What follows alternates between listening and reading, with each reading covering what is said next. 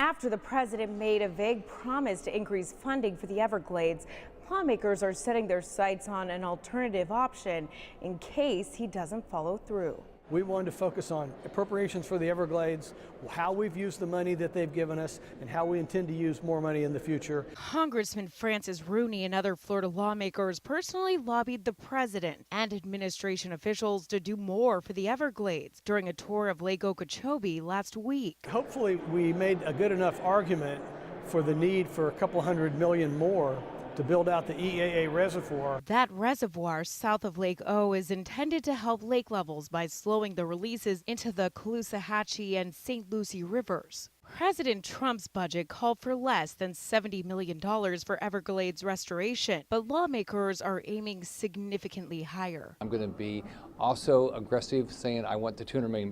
The beauty of it is it's the Congress that develops the budget, not the president. Now the Florida delegation is looking to their colleagues in Congress to pick up the slack. I've also been making the same argument with the appropriations leaders here in the House. Rooney and 19 others sent this letter to those decision makers, asking for the highest possible funding levels for Everglades restoration. They say without the appropriate funding, there'll be serious consequences. We'll continue to have worse and worse red tides that'll affect our quality of life, our economy, and our environment. So we have to get this done sooner rather than later. For years, restoration efforts have fallen short of requests from the Florida delegation, but lawmakers say there's reason to be optimistic after the federal government approved funding to repair the Herbert Hoover Dike last year. We went for years getting scraps.